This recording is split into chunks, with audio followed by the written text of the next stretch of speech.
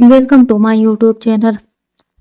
दूर खड़ी अनवी ने उसके चेहरे पर आधी परेशानी भाप ली थी। वे ऊपर अपने कमरे में गई और उसने फोन पर गुरु को ऊपर आने को कहा तो वे भी परेशान सा सीढ़ियां चढ़ने ही लगा था कि एक उराफत दरवाजे पर आ खड़े हुई दार पर खड़े आदमी से ताई जी ने पूछा, आप कौन? उस आदमी तुम उस आदमी को ताई जी की बोली समझ नहीं आई तो उसने कुछ देर बाद सोच कर जवाब दी, जी मैं मुंबई से आया हूँ, ईशान खुराना से मिलना चाहता हूँ। उस आदमी की आवाज सुनकर छोटे जो बैठकर पानी पी रहा था उसे ठसका लगा और वे खांसते हुए जल्दी से खड़ा हो गया। वो दरवाजे की ओर देखने लगा था। वहीं गुरु भी आवाज सुन चिड़ा उतर अगन में वापस आ गया। ताई जी उस आदमी को अपने साथ अंदर ले आई तो उस आदमी ने छोटे को अपने सामने देख जल्दी से उसके पास आते हुए कहा, सर चलिए सर मैं आपको लेने आया हूँ। उस आदमी की बात सुन सब के सब छोटे को देखने लगे तो वहीं रघु भी खाना छोड़ उस आदमी को घूरने लगा था। ताऊ जी ने उस आदमी को देखते हुए पूछा, कौन हो भाई तुम और ईशान को कैसे जानते हो? ताऊ जी की बात सुन उस आदमी ने जल्दी से उनके पास आते हुए कहा, नमस्ते सर मैं हूँ पीके शुक्ला, खुराना टेक्सटाइल इंडस्ट्री के मालिक। आप ये असल में मैं यहाँ हमारे छोटे सर यानी इन्हें अपने साथ ले जाने आया हूँ। शुक्ला जी ने छोटे की तरफ इशारा किया तो एक बार फिर सब छोटे को देखने लगे। उनकी बात सुन छोटे ने मना करते हुए कहा था ना मैंने कि मैं वापस नहीं आऊंगा। आप यहाँ भी आ गए, मेरा पता किसने दिया आपको? छोटे को गुस्से होता देख शुक्ला जी ने कहा, सर आप एक बार मेरी बात तो सुन ले, फिर आपकी मर्जी, आप मेरे साथ जाना चाहे या ना जाना चाहे। छोटे ने शुक्ला जी को मना करते हुए कहा, नहीं मुझे आपकी कोई भी चिकनी चूड़ी बातें नहीं सुननी और ना ही कहीं जाना है, आप जाइए यहाँ से। छोटे को शुक्ला जी पर बिगड़ते देख गुरु ने उन दोनों के बीच आते हुए कहा, ईशान एक बार सुन लेना, आखिर क्या कहना चाहते हैं वो सुनने में क्या हर्ज है? छोटे ने गुरु की बात सुन उसे गुस्से में देखा तो गुरु ने उसे इशारा कर शांत रहने को कहा। ईशान ने शुक्ला जी से कहा, कहिए क्या कहना है आपको? शुक्ला जी ने आगे आते हुए कहा, प्लीज सर अकेले में बात करना चाहता हूँ। गुरु ने सुन जल्दी से कहा, हाँ हाँ ईशान तुम लोग गेस्ट रूम में आराम से बैठकर बातें कर लो। उसकी बात सुन ईशान शुक्ला जी से के साथ चला गया। वहीं रुको को कुछ समझ नहीं आया तो उसने गुरु के पास जाकर उससे पूछा, क्या है ये सब और कौन है ये शुक्ला? गुरु ने रघु की बात सुनकर ईशान की फैमिली को पता चल गया है कि वह जिंदा है, वो लोग उसे वापस घर लौटने को कह रहे हैं। तो रघु ने ये सुन तपाक से कहा, हाँ दोनों ने ही जाना चाहिए। तब कहाँ थी उसकी फैमिली जब उन्होंने छोटे को घर से बाहर निकाल दिया था? तब कहाँ थी यह फैमिली जब उसने अपनी बारात अपनी मोम के साथ सड़कों पर बिताई थी? वे कब का किसी ट्रक के नीचे आकर मर चुका होता अगर वह हमें नहीं मिलता तो गुरु ने रघु की बात सुन उसे शांत करते हुए कहा, शांत हो जा रघु, मिस्टर खुराना की तबीयत ठीक नहीं, वे अपने बेटे को देखना चाहते हैं और मुझे लगता है ईशान को जाना चाहिए, क्योंकि मुझे लगता है कुछ तो गलतफहमी है जो इन बाप बेटे के बीच दूर होनी चाहिए। अगर गलतफहमी दूर होती है तो ईशान को उसका परिवार वापस मिल जाएगा। रघु ने ये सुन हाँ में से ला दिया तो पढ़ना जाने की उसे एक हुक से उसके दिल में वो अपने आसपास देखने लगा। गुरु अपने ताऊ जी से बात कर रहा था। वे सब आपस में एक दूसरे से घुल मिलकर बातें कर रहे थे क्योंकि वे सब एक परिवार थे और अब वो शायद छोटे को भी उसका परिवार वापस मिल जाएगा। पर वो कहाँ जाए, उसका तो कोई नहीं है। सब ने उसे दोषी करार कर उससे उसका परिवार ही नहीं उसका पहचान तक कुछ ही लिया। ये सब सोचते हुए रघु जल्दी से सीढ़ियां चढ़ ऊपर चला गया। इधर शुक्ला जी से बात कर बाहर आए। छोटे ने गुरु के गले लगते हुए कहा, मैं जा रहा हूँ गुरु, मैं मुंबई वापस जाऊंगा। उसकी बात सुन गुरु ने मुस्कुराते हुए कहा, चला जाए, मैं जानता हूँ कि दोनों कुछ सोच समझ कर ही फैसला क्या होगा, पर एक बात कहूँ, एक हफ्ते बाद होली है, होली के बाद चले जाना। उसके बाद छोटे ने मना करते हुए कहा, नहीं मेरा आज ही जाना जरूरी है, पर तू टेंशन मत ले, हर साल की तरह होली में अपने यारों के साथ ही मनाऊंगा। ये सुन गुरु ने एक बार फिर छोटे को अपने गले से लगा लिया। वहीं शुक्ला जी ने गुरु को देख अपने दोनों हाथ जोड़ लिए और उन्हें देख मुस्कुरा दिया। असल में शुक्ला जी यहाँ पर गुरु की वजह से ही पहुंचे थे। ईशानी ने ऐसी भी अभिनव से कांटेक्ट कर और गुरु और सबका पता लगाया था। गुरु जानता था कि छोटे शुक्ला जी की बातें सुन जरूर जाने को तैयार हो जाएगा। छोटे ने गुरु से दूर होते हुए पूछा, रघु कहाँ है? इस प्रकार जल्दी दीदी ने कहा, मैंने उसे ऊपर छत पर जाते हुए देखा है। छोटे सुन जल्दी से छत पर गया तो देखा रघु मोटर पर बैठकर सिगरेट के लंबे लंबे कस ले रहा था। छोटे ने उसके पास जाते हुए कहा, रघु मैं कह रहा था कि तू मुंबई वापस जा रहा है। छोटे ने उसकी बात सुन हाँ में हिला दिया तो रघु ने सिगरेट पर नीचे उतर कर उसके पास खड़े होकर उसके गले लगते हुए कहा, जा कम से कम तुझे अपना परिवार वापस तो मिल गया है। छोटे ने रघु को अपने सामने करते हुए कहा, परिवार मेरा तुम लोग हो, वहां बस मैं अपने मकसद से जा रहा हूँ। रघु की आंखों में आए आंसू देख छोटे ने उसे गले लगाते हुए कहा, ये कभी मत भूलना कि मैं तू और गुरु वी आर फैमिली, ये सब हमारे साथ है। पर हम जब अकेले थे तब बस हम तीनों एक परिवार थे। छोटे की बात पूरी नहीं हुई थी उससे पहले गुरु ने वहां उन दोनों के पीछे से गले लगाते हुए कहा, और यह जाकर फिर वापस आएगा, समझाना, हम दोनों को तेरे बगैर अच्छा नहीं रहेगा। गुरु की बात सुन रघु गुरु के गले लगा तो गुरु ने हंसते हुए कहा, साले तू फिर रोने लगा। और एक बात बोलो, मेरे तेरे परिवार में भी अब एक नया सदस्य से आ गया है, तो जो कभी तेरा साथ नहीं छोड़ेगा। तो ये सोचना मत भी मत कि तू अकेला है, अब हम सब। और अब तो सिया भी तेरे साथ है। छोड़ो रघु। इस समय रघु की मनोदशा अच्छे से समझ सकते थे कि वे इस समय क्या महसूस कर रहा था, पर अब क्या ही किया जा सकता था। रघु का परिवार अब इस दुनिया में नहीं था, तो ऐसे में कोई उम्मीद ही नहीं थी कि अब कभी उसे अपने लोगों से मिलने का मौका मिलेगा। रघु ने गुरु की बात सुन उससे दूर हो अपने आंसू पोंछते हुए कहा, हमने सिया वो बच्ची मेरा साथ देगी जिसका साथ मांगा था शिव जी ने। वह तो मुझे दिया नहीं, जिसके साथ अपना परिवार बनाने का सपना देखा था वह तो पूरा नहीं हुआ, तो अब तो मुझे कुछ पूरा होने की उम्मीद ही नहीं है। मेरी मोहब्बत को रुसवा करके वे खुशियां मना रही है और मैं यहाँ उसकी यादों में तड़प रहा हूँ। क्योंकि मेरी मोहब्बत एक तरफा थी। रघु ने इतना कहकर अब अपना सिर झटकते हुए कहा, मैं भी ना क्या बातें लेकर बैठ गया, तू जा मेरे भाई, पर हाँ अगर तू वहां जा कर हमें भूल गया तो मैं तुझे छोड़ूंगा नहीं, मुंह तोड़ दूंगा। छोटे और रघु उसकी बात सुन हंसे। तीनों एक बार फिर एक साथ गले लगे। तीनों अब नीचे आए तो शुक्ला जी छोटे का बैग लेकर खड़े हुए थे। छोटे ने जाकर सबके पैर छूकर तब जैसे जाने की अनुमति ली, तो उन्होंने उसे गले लगाकर कहा, छोरा भूल तो न जाएगा हम सब ने। छोटे ने उसकी बात को सुन मुस्कुराते कहा, अपने पापा समानताओं को कोई भूल सकता है क्या। उसकी बात सुन सब मुस्कुरा दिए। छोटे ने अनवी के पास जा उसके पैर छुए तो अनवी ने उसे देखते हुए कहा, अब जा रहे हैं तो धमनी को वापस लेकर ही आना, बहुत प्यार करती है वे आपसे। अनवी की बात सुना छोटे उसे देखने लगा, तो अनवी ने अपना सिर हिलाते हुए कहा, आपकी एक झलक देखने के लिए कितनी बेताब होती थी ये मैंने देखा है। आप को सोचकर तैयार होती कि वे किस रूप में आपको अच्छी लगेगी। उसे आपके लिए हर एक छोटी बड़ी कोशिश करते हुए मैंने देखा है। और इतना सब कुछ एक लड़की किसी अजनबी के लिए सिर्फ इसलिए करती है क्योंकि वे इस अजनबी से बेहिसाब प्यार करती है। अनवी को खुद की तरफ इशारा करते देख छोटे उसे अब भी देख रहा था। तो अनवी ने उससे कहा, कभी कभी एक छोटी गलतफहमी हमसे हमारी सबसे कीमती रिश्ते को छीन लेती है। आप समझदार समझ गए होंगे कि मैं क्या कहना चाहती हूँ। छोटे अनवी की बात सुन हल्का मुस्कुरा दिया और उसने अनवी से कहा, समझ गया हूँ, थोड़ा अकल का कच्चा हूँ, पकने में समय लगेगा। तभी शुक्ला जी ने कहा, चलिए सर फ्लाइट का टाइम हो रहा है। छोटे ने हाँ में सिर हिला दिया और रघु गुरु के साथ घर के बाहर निकल आया। वे तीनों एक बार फिर गले लगे और इसी के साथ छोटे कान में बैठ अपने एक नए सफर पर चल दिए, जहाँ उसे बहुत से सवालों के जवाब ढूंढने थे। इधर अब शाम हो चुकी थी, इसलिए रात के खाने की तैयारियां शुरू हो गई थी। गुरु और रोगी ऊपर छत पर ही बैठे हुए अपनी जमीन का हिसाब किताब कर रही थी। वहीं काजल दीदी और सिम्मी दीदी सिया के पास बैठी उसे समझा रही थी, पर सिया का मन अभी वहां नहीं था ही नहीं। उसे तो बस ये जानना था कि क्या उसके मम्मी पापा आ गए। रात के समय खाना खाने के बाद रघु अपने कमरे की तरफ गया तो ये देखा काजल दीदी और सिम्मी दीदी उस कमरे के दरवाजे पर जाकर खड़ी हो गई। उन्होंने अपना हाथ आगे करते हुए कहा, चल हमें हमारा नेक दे। फिर कमरे में जाने को मिला। रघु ने उनकी बात सुन हैरानी से पूछा, नेक किस बात का। उसकी बात सुन दोनों बहनें हंसने लगी और फिर सिम्मी दीदी ने रघु का कान पकड़ते हुए, हीरो बन तो दुल्हन लेकर आया तो ये रस्म हुए हैं दार रोकने की, जिसमें बहन दरवाजे पर खड़े हो भैया भाभी को दरवाजे पर ही रोक ले हुए हैं।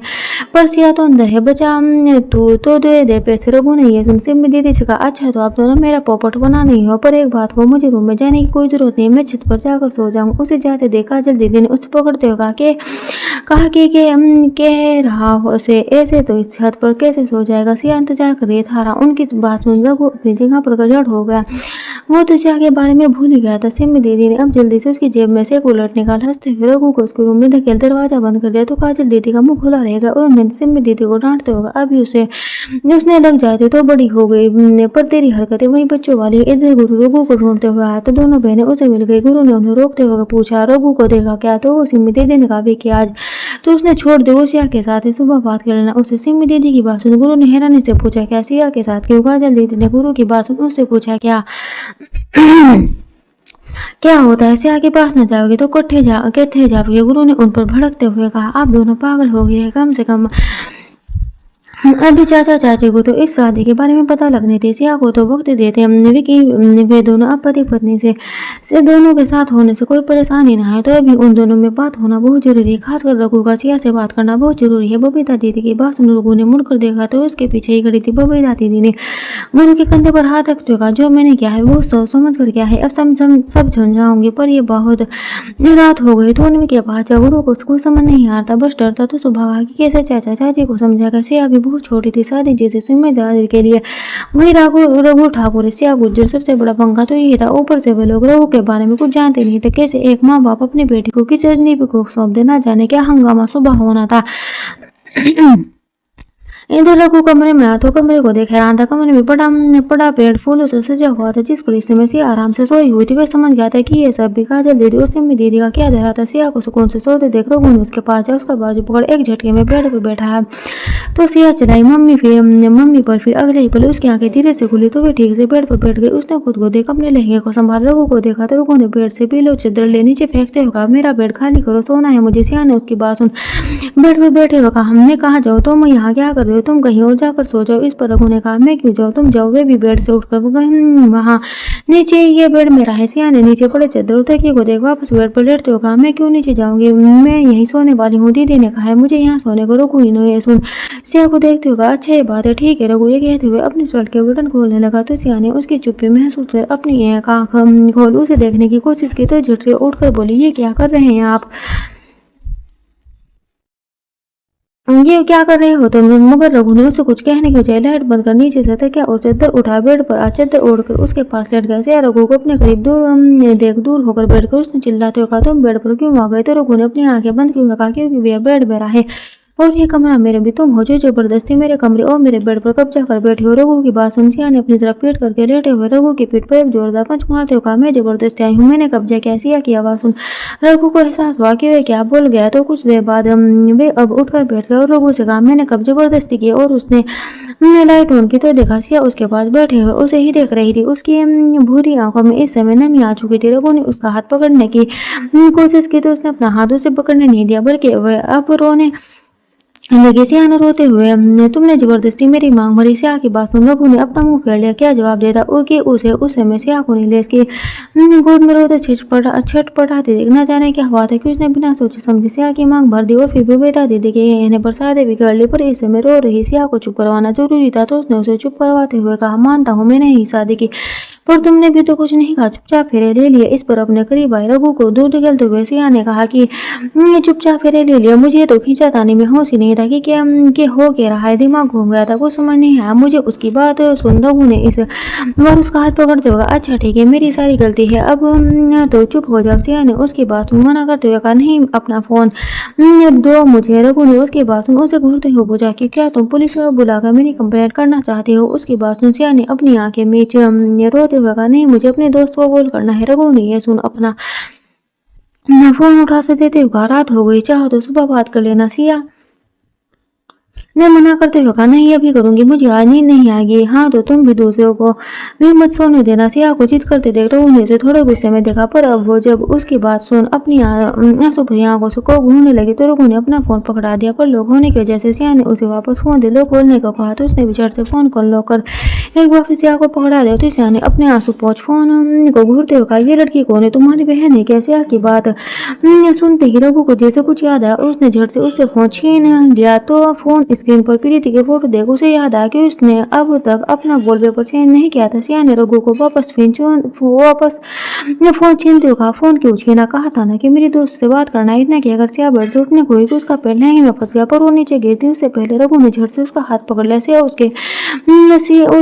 सिया उसके उसे संभालने पर हल्का मुस्कुरा दी। उसने धीरे से कहा, यह लहंगा बहुत बड़ा है। रघु उसके बाद सुन हंस दिया। उसने हंसते हुए कहा, लहंगा बड़ा नहीं है, तुम छोटी सी हो। उसको हंसते देख सिया का चेहरा मुरझा गया। उसने अपना हाथ छुड़ाते हुए कहा, हो गया बना लिया मेरा मजाक। लोग उसके लाल होते देख फिर हंस दिया, लाल होते चेहरे को देख फिर हंस दिया। और तो सिया बेड से उठ गई और एक बार फिर लड़खड़ा गई। तो रघु ने उठकर उसे संभालना चाहता कि सिया ने अपना हाथ दिखा उसे कहा, रहने तो तुम्हारी मदद नहीं चाहिए क्योंकि तुम मदद कम करते हो फिर ताने ज्यादा मारते हो। रघु ने सिया की बात सुन अपना सिर झटका और फिर से वापस लेट गया था कि सिया ने उसे जागते हुए कहा, ये फोन फिर लोग हो गया। उसके बाद रघु उठा, उसने पास खड़ी सिया का हाथ पकड़ उसे वापस बेड पर खींचते हुए कहा, किसी से बात नहीं करोगी, तुम सो जाओ, टाइम देखो अरे 12 बज रहे हैं। सिया ने रघु का हाथ झटकते हुए कहा, तो क्या हुआ 12 बजे हैं। रघु ने अपना सिर पीटते हुए उससे पूछा, एक बात बताओ, तुम्हारे घर वाले तुम्हें झेलते कैसे हैं, इतनी जिद्दी तुम उनके लिए भी हो या बस मजबूरी अपनी जिद दिखाने का शौक है। रघु की बात सुन सिया उसे घूरने लगी तो रघु ने उसके हाथ से फोन छीन 2 बार अनलॉक किया तो प्रीति की फोटो देख सिया ने उससे एक बार फिर पूछा, तुम्हें बता नहीं ये कौन है? इस पर रघु ने चिढ़ते हुए कहा, तुम अपने काम से काम रखो, क्या करना है तुम्हें जानकर कि ये कौन है? सौतन है तुम्हारी और बोलो क्या जानना है तुम्हें? रघु की बात सुन सिया उसे घूरने लगे पर फिर अगले ही पल उसने रघु का फोन उसकी तरफ फेंक मारा और मुंह फेर कर बैठ गई। वहीं सिया के फेंकने पर फोन सीधा रघु के सीने पर जा लगा था जिससे उसकी सिसकी निकल गई। उसने अपना सीना अपने हाथ से सहलाकर सिया पर भड़कते हुए कहा, तुम पागल हो गया, गलती कर दी, तुम्हें इस गधे से बचाकर उसे ले जाने देना चाहिए था। तुमको ये सुनकर सिया ने रघु की तरफ मुड़कर उस पर भड़कते हुए कहा, हाँ तो मैंने कहा था कि तुम मुझे आओ बचाने, क्या क्यों बचाया तुमने? हाँ क्या हमने क्यों बचाया? तो तुमने तो मुझे उल्टा फंसा दिया, तुम्हारी वजह से मैं अपनी मम्मी पापा से नजर तक मिलाने लायक नहीं रही। सिया गुस्से में यह सब कहते हुए लगभग रघु के ऊपर झुक चुकी थी और रघु वो बस इस सब से चित होकर लेट गया। उसकी सिया के सामने बोलती बंद हो चुकी थी पर कुछ बोलता ना देख सिया रोने लगी और फिर रघु के ऊपर से हट बेड पर बैठ कर अपने दोनों घुटनों पर अपना सिर रख मुझे पाकर रोने लगी। उसे रोते देख रघु ने अपना सिर पीट लिया और मन ही मन सोचने लगा कि क्या आफत उसने मोह ले लिया। सिया को सुबकते देख रघु उठकर बैठ गया। उसने सिया के करीब होते हुए पूछा, ये बताओ तुम्हारी रोने धोने का प्रोग्राम कब तक चलेगा? बहुत थक गया हूँ, सोना चाहता हूँ। सिया ने रघु की बात सुन ने अपना चेहरा दूसरी तरफ फेर लिया और फिर उसे रोने लगी तो रघु ने अब उसे इस तरह देख गुस्सा आने लगा और उसने उस पर चिल्लाते हुए कहा, चुप हो रही हो या फिर मैं अपने तरीके से कराऊं? उसकी बात सुन सिया ने ठिठक कर अपना रोना बंद किया तो वह उसकी हिचकियां शोर करने लगी तो रघु ने इस सब से चिढ़कर सिया का हाथ पकड़ उसे अपनी तरफ खींचा तो सिया इस सब में रघु के करीब खिसक आई, इतना करीब कि उन दोनों के चेहरे में बस कुछ दूरी का फासला था। दोनों एक दूसरे की आंखों में देखने लगे। रघु की सांसें सिया के चेहरे पर पड़ी तो उसके चेहरे शरीर में एक झुरझुरी दौड़ गई। दोनों ही एक दूसरे में खोए हुए थे कि तब एक बार फिर सिया को हिचकी आ गई। तो दोनों जैसे अंदर से बाहर आए थे। रघु ने हल्के से सिया का हाथ छोड़ उठकर टेबल पर रख पानी के जग से पानी गिलास में डालकर बेड पर वापस आते हुए सिया से कहा, लो ये पानी पी लो। सिया ने अपने हाथों से गिलास पकड़ पानी पिया और फिर वह गिलास रघु को पकड़ाया तो रघु ने गिलास मैं रख वापस बेड पर आसिया के सामने बैठते हुए, देखो समझ जाता हूँ जो मैंने किया है उन सब में तुम अभी भी शौक में हो पर इससे तरार होगी और किसी ने सुन लिया तो सब बुला समझ सकते हैं। तुमसे कोई कुछ नहीं कहेगा पर मुझे सब मिलकर पीटेंगे ये सोचकर कि मैं तुम्हें रोला रहा हूँ, समझ रही हूँ ना? सिया रघु की बात सुन उसे देखने लगी थी कि तभी एक बार फिर सिया को हिचकी आ गई तो इस बार रघु चिढ़ने की बजाय मुस्कुरा दिया। वहीं सिया ने अपने मुंह पर अपने दोनों हाथ रख लिए। रघु ने उठकर अपने सर जाते हुए कहा, सो जाओ। तो इस पर सिया ने कहा सो जाओ, यहाँ तो तुम सो रहे हो। तो रघु ने बेड पर लाइट बंद करते हुए कहा, तो कहा मैं जाऊँ, तुम्हारा पति हो तुम तो तुम्हारे साथ ही सोऊंगा, अब सो जाओ चुपचाप, मुझे बहुत नींद आ रही। रघु की बात सुन से अंधे में रघु को देखने लगी। वो कैसे सो सकती है? आज से पहले अपनी मम्मी के अलावा वो कभी किसी के साथ नहीं सोती, यहाँ तक किसी अपनी दोस्त के साथ भी नहीं। ऐसे में रघु के साथ वो तो उसके लिए एक अनजान शख्स था। सिया ये सोच रही थी कि देवी रघु की कही हुई बात उसके दिमाग में हड़बड़ी जा गई कि वे उसका पति अपनी पढ़ाई अपने दोस्त के साथ खेलने कूदने शरारतें करने के अलावा उसने कभी शादी पति पत्नी इन जैसी और भी कई बातों पर ध्यान ही नहीं देता। तो उसे रघु का कहना कि तुम्हारा पति उसके पेट में खलबली मचा गया था वे कैसे ये सब संभाले कुछ समझ ही नहीं आ रहा था। सिया सोचते हुए नीचे जमीन को ताकने लगी और उठने को हुई थी कि तभी रघु ने उस तरफ करवट लेते हुए पूछा, क्या हुआ, सोई नहीं? सिया ने मना करते हुए कहा, नहीं मैं कैसे सो समझ में नहीं आ रहा। सिया की आवाज में झिझक महसूस कर रघु ने बेपरवाह सा, कैसे सोऊंगा क्या के अब कैसे ही सोना है तुम्हें, हमेशा मेरे साथ ही तो अब शांति से सो जाओ और मुझे भी सोने दो, आज के लिए बहुत हो गया। रघु की बात सुन सिया का मुंह बन गया। फिर जमीन पर बिना किसी का चद्दर या कंबल के सोने के ख्याल से खिसकती हुई रघु से दूर लेटी थी कि उसके मुंह से एक हल्की सी आह निकल गई। उसकी आवाज सुन रघु हड़बड़ाकर उठ गया। उसने जल्दी से लाइट ऑन करते हुए पूछा, क्या हुआ? सिया ने बेड पर लेटे हुए धीरे से कहा, कान का झुमका फंस गया था कि मैं। रघु ने यह सुन अपना सिर पीटते हुए कहा,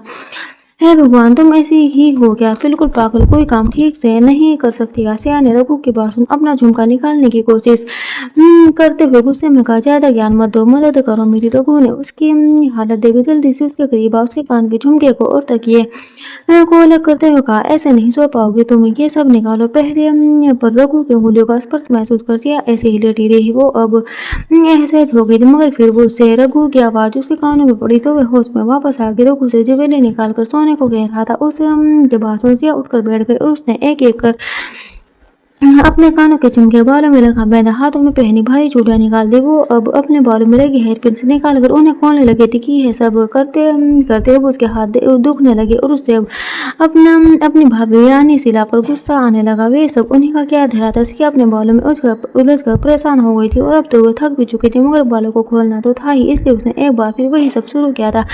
ये तभी उसका हाथ एक दूसरे हाथ से टकरा गया। तो सिया ने जल्दी से अपना चेहरा घुमा कर देखा तो रघु एक बार फिर उसके बालों को छूकर उसके बालों को खोलने में मदद करने लगा। तो रघु ने एक एक कर सारे पिन से निकाल दी, पर लास्ट वाली थोड़ा खींच कर निकाली, जिसके कारण सिया ने चिल्लाते हुआ, ओ माँ, क्या तुम क्या तुम ना सो पाने का गुस्सा मेरे बालों पर निकाल रहे? उसकी बात सुन रघु ने झट से कहा, क्या कुछ भी गलती से हुआ? एक तो मैं तुम्हारी मदद कर रहा हूँ और तुम मुझ पर ही इल्जाम लगा रही हो। इस पर सिया ने कहा, अच्छा ठीक है, पर मुझे दर्द हुआ। ऐसे बाल खींचने पर सिया ने ये कि अपनी आंखें में इसलिए रघु का उसके बालों को छूना उसे बहुत अच्छा लग रहा था। उसे नींद आने लगी थी, पर अब जब नींद खुली तो उसे एहसास हुआ कि वे क्या सोच रही थी। तुम्हारे गले का हार निकालना भी रह गया। रघु की बात सुन सिया ने अपना गला छूकर कहा, अरे हाँ, ये तो मैं भूल ही गई थी और मैंने बाल पहले खोल लिए। इस पर रघु हंसते हुए इसके और थोड़ा नजदीक आया और उसने कहा, अब समझ आया कि तुम लड़कियों को सजने संवरने में इतना टाइम क्यों लगता है। ये सब उतारने में इतना टाइम लगता है तो पहनने में कितना लगता होगा। रघु की बात का सिया ने जवाब देना चाहता कि तभी रघु की उंगलियों की छुआने को अपने गले पर महसूस करो अपनी जगह पर बैठे बैठे बर्फ की तरह जम गई। रघु ने उसके बालों को समेटकर एक साइड आगे डाल दिया था और वे खुद सिया के गले में पहना हुआ हार निकाला था कि तभी रघु ने चिढ़ते हुए कहा, अरे यार, ये खुलता क्यों नहीं? इतना किया कर रघु ने अब अचानक से सिया के गले पर अपने होंठ रख दिए, जिसके कारण सिया की सांसें थम गई और हाथों ने खुद ब खुद मुट्ठी बना बेडशीट बीच ली। पर रघु के होठों ने जैसे ही सिया के गले पर हरकत की तो वे सिर उठी और उसने अगले ही पर रघु से दूर करने की कोशिश करते हुए कहा, ये क्या कर रहे हो, छोड़ो मुझे। पर रघु ने उसके कंधे को दबाते हुए एक बार फिर उसके गले को अपने छोटों से छुआ और अगले ही पर उसे दूर हो गहरी सांस लेते हुए कहा, हो गया, खुल गया। सिया रघु की हरकत से बुरी तरह सौंग थी। उसका दिल इस सबसे इतना तेज धड़कने लगा था कि उसे समझ नहीं आ रहा था कि यह क्या हो रहा है उसके साथ। वहीं रघु वो इस सब बेखबर सिया का हाथ निकालने को हुआ था कि वह टूटकर सिया की गोद में आ गया। ये देख रघु ने कहा, ओ तेरी, ये तो टूट गया, कितना नाजुक हार था। वहीं सिया उसकी आवाज सुन होश में आए और इस सब उसने गुस्से में बोला, रघु को दूर धकेलते हुए कहा, क्या कर रहे थे तुम यहाँ? मुझे छुआ कैसे समझते क्या हो खुद को? मुझे अकेली समझ कुछ भी करोगे, पर यहाँ तुम्हारी दाल नहीं गलने वाली। वो हाल करोगे कि खुद की शकल भी नहीं पहचान पाओगे। आइंदा से इस तरह मुझे छुआ तो। सिया पटा पटा करते हुए रघु को सुनाई जा रही थी कि रघु को अब उसके हरकतों पर गुस्सा आ गया। उसने एक झटके से उसे बेड पर धकेल खुद उसके ऊपर आते हुए कहा, सब तुम समझते क्या हो खुद को? एक तो कब से मैं सोना चाहता हूँ तो मुझे सोना ही नहीं दे रही। कभी रोना, कभी लड़ना, या फिर मैं शांत हूँ। और अब जब तुम्हारी मदद कर रहा हूँ तो इसमें भी परेशानी है तुम्हें। और क्या कहा, छुआ कैसे? तो लो, छूंगा तुम्हें, क्या कर लोगे तुम? ये कहते हुए रघु ने सिया के दोनों हाथों को पकड़ उसके सिर के ऊपर ले जाकर अपने एक हाथ से पकड़ लिया और अगले ही पल बारी बारी से सिया के दोनों गालों को चूमते हुए कहा, किस भी करूंगा, तुम्हें रोक कर दिखाओ। उसकी इस हरकत से सिया छटपटाने लगे। वहीं रघु ने उसके सिर पर उसके नाक पर किस करते हुए कहा, अब रोक कर दिखाओ, अब बोलो कैसे छुआ। इतना कहकर रघु ने सिया के होठों को चूमना चाहा कि वह रुक गया।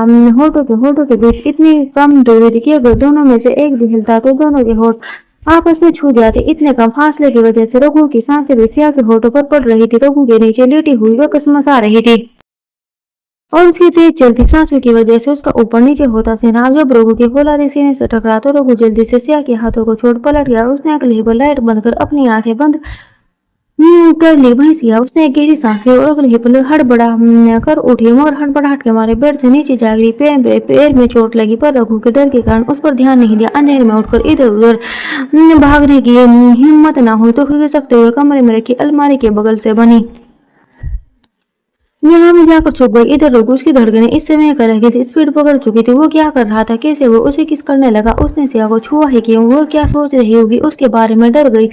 वो उससे साथ डर कर दूर जाने की वजह से गिर भी गई, मगर उसमें अब इतनी हिम्मत ही नहीं थी कि वो उठकर सिया का सामना कर सके। इसलिए वे जैसे का तैसा ही लेटा रहा। वहीं सिया उसने रघु का ये रूप देख खुद को अपने दुपट्टे में छुपा लिया और फिर रोने लगी। कुछ देर बाद सिया रोते हुए और रघु अपनी सोच में गुम, नींद की आगोश में चली गई। सुबह के समय रघु की नींद घर में मचे शोर शराबे के कारण खुली। वो उठकर बैठा तो देखा रूम का दरवाजा खुला और शोर नीचे से आ रहा था। वो ऐसे ही उठकर बाहर निकल गया और सीढ़ियों तक पहुंचाई ताकि तेज आवाज में उसकी नींद को पूरी तरह से खोल दिया। पापा यो ही है वो छोरा, इसने सिया को भगा, उससे ब्याह रचाया। आप सभी पंच भी देखो, इस शहरी छोरे ने हमारी भोली भाली बहन को भगा और उसकी मर्जी के खिलाफ उससे ब्याह रचा लिया। जोगेंद्र की बात सुन रघु की नींद अब पूरी तरह से खुल गई थी। वहीं रघु गुस्से में उसके सामने आकर खड़ा होकर उसने जोगेंद्र से कहा, कितना झूठ बोलोगे मैं आप लोगों गुरु की बात सुन। जोगेंद्र घबराया, उसने हकलाते हुए कहा कि मैं क्यों झूठ बोलने लगा, और सच कहूं तो ये सब तेरे कारण ही हुआ से मेरा ना कटे एरे गिरे दोस्तों ने इनके अट्ठे लाकर आ गया। जो जोगेंद्र गांव के पंचों की तरफ मुड़ा, जिन्हें वे बड़ी मिन्नत कर गुरु के घर लेकर आया था। उसने वहां बैठे पंचों से सीढ़ियों पर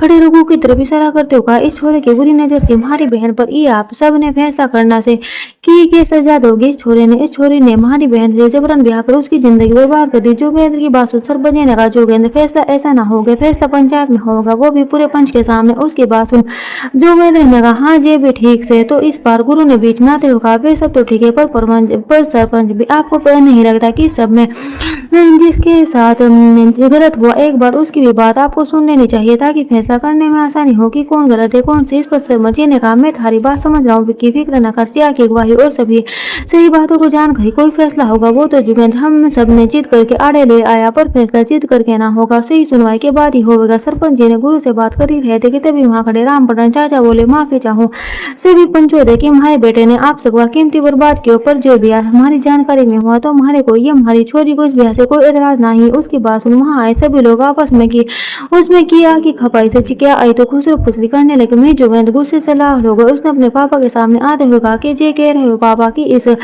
छोरे ने बचाना चाह रहे हो। हाँ, रामपटन के बाद से थारा छोरा कोई और कहानी सुनाकर हम सब ने आड़े लाया, और अब तो कोई और कहानी कह रहा है।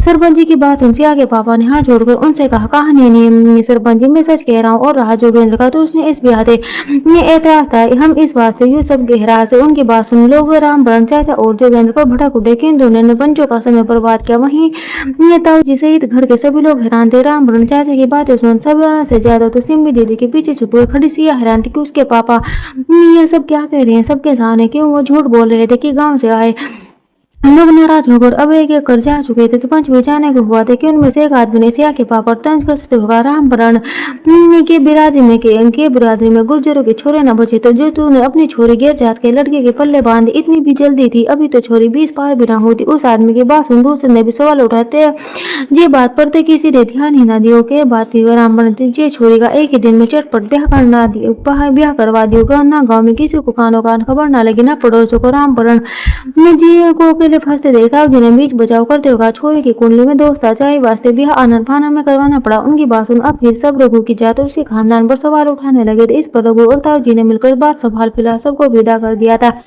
उनके जाते ही गुस्से में बौखला हुआ जोगेंद्र अपने पापा के सामने खड़े होकर बोला, ये सब क्यों किया आपने, क्यों उस छोटे ने बचाया। उसकी बात सुन रामपटन चाचा ने खींचकर एक जोरदार थप्पड़ जोगेंद्र के गाल पर लगाया। वो तो सब हैरान हो उन दोनों को देखने लगे। वहीं से वो इस सबसे डर गई। उसने सिम्मी दीदी का हाथ पकड़ लिया। सिया के पापा ने जोगेंद्र पर गुस्से में भड़कते हुए कहा, लोग बेटों का पराया धन मानकर उन पर विश्वास करने के बजाय उन अपने सपोर्ट पर विश्वास क्या करे कि यो ही हमारे बुढ़ापे ने पार लगाएगा, पर तूने तो हमें पहला ही कोरे दे बैठा जो कि तू हमें संभालेगा। जब एक बहन की जिम्मेदारी नहीं संभालेगी, थारे से बहन इतनी बुरी लग रही थी तो उसने जबरदस्ती अपने जीजा से ब्याह कर घर से भगाना चाह रहा था।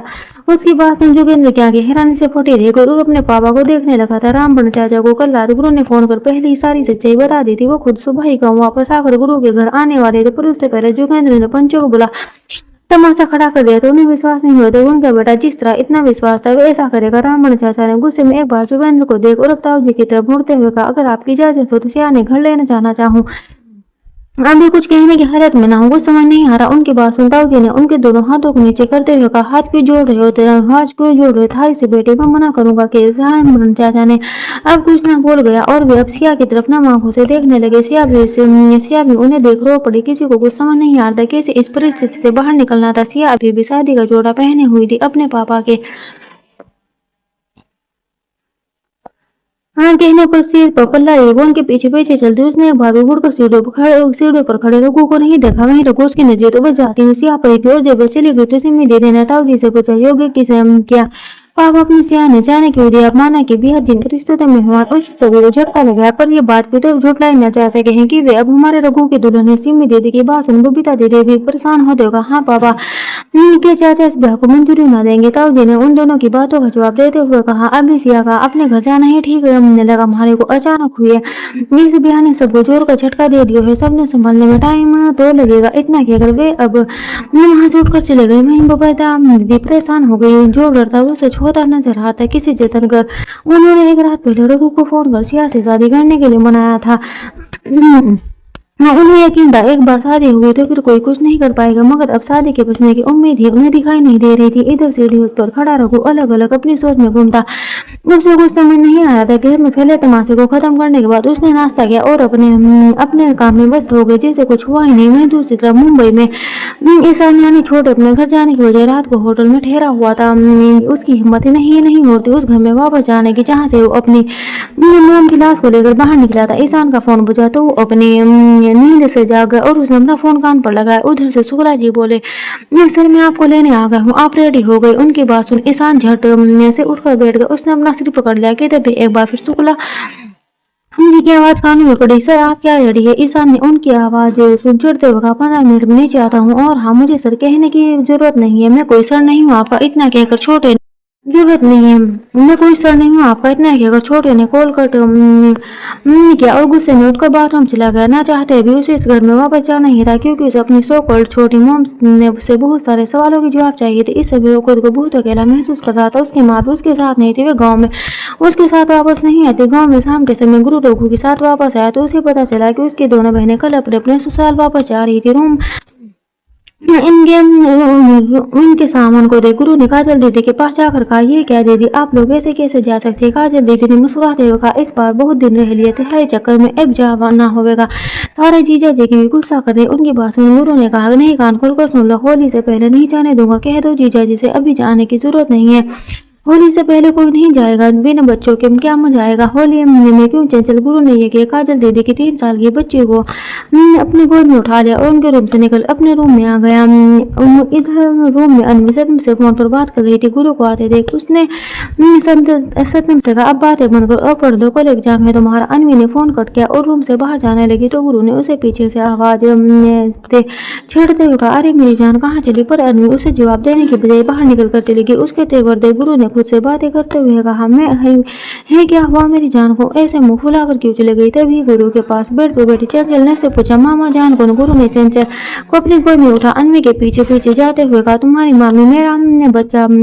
उसकी बात चंचल खिलखिलाकर हंसती। गुरु ने बाहर निकल चंचल को बबीता दीदी को पकड़ा दिया और खुद अनवी को ढूंढते हुए नीचे तो देखा वो किचन में कुछ बना रही थी। शायद गुरु ने अनवी के पीछे से जाकर अपने बाहों में लिए हुए कहा, क्या हर समय किचन में घुसी रहती हो? चलो तुमसे बात करनी थी। अनवी ने गुरु को धकेलते हुए कहा, अभी मेरे पास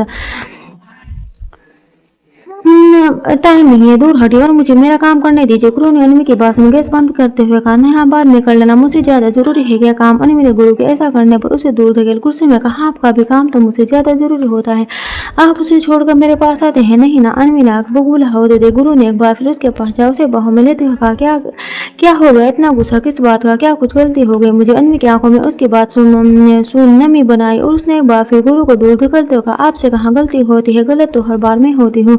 क्या आप कभी मुझे खुश रखने के लिए कुछ करेंगे? आलू टिक्की खिलाने का वादा किया था, वे भी पूरा न कर सके, बस मेरी कोरी बातें करवा लो, आपसे यही प्यार है आपका? नहीं प्यार नहीं, मोहब्बत। अनवी ने अपनी बात को हाथ ऊपर उठा घुमा कर कहा तो गुरु से उसे मुंह खोल देखने लगा। वहीं किचन के दरवाजे पर खड़ी सिम्मी दीदी जो उन दोनों की बातें सुन रही थी और अनवी के बोलने के ढंग पर हंस पड़ी तो गुरु और अनवी दोनों छिप गए। सिम्मी दीदी हंसते हुए अंदर आई तो अनवी जल्दी से अपने आंसू पहुंच किचन से बाहर निकल गई। वहीं गुरु वो बस हक्का बक्का सा खड़ा रह गया। अनवी एक आलू की टिक्की के लिए इतना गुस्सा हो गई थी, इस बात से वह हैरान था, क्या नहीं करता कल इतना कुछ हो गया था घर में और फिर रात को भी कमरे में देर से पहुंचा। तब तक अनवी सो चुकी थी तो उसे बता भी नहीं पाया कि उसके आलू टिक्की लेने ही नहीं जा पाया। सिम्मी दीदी ने गुरु की पीठ पर हाथ मारते कहा, जे क्या विक्की तन्ने तो अनवी गुरु ला दिया। गुरु ने उनकी बात सुन चिढ़ते हुए कहा, हंस क्या रही हो? क्या करूं मैं? कितनी भी कोशिश कर लो ये कहाँ पे चक्कर में अपने बीवी को वक्त नहीं दे पा रहा तो फिर तो फटेगी ना मुझ पर। सिम्मी दीदी उसकी बात सुनकर फिर हंस पड़ी और उन्होंने उसे सलाह देते हुए कहा, काम तो बहुत लगा रहेगा, जे बीवी रूठ गई तो जीना मुश्किल हो जाएगा। Thanks for watching, bye bye.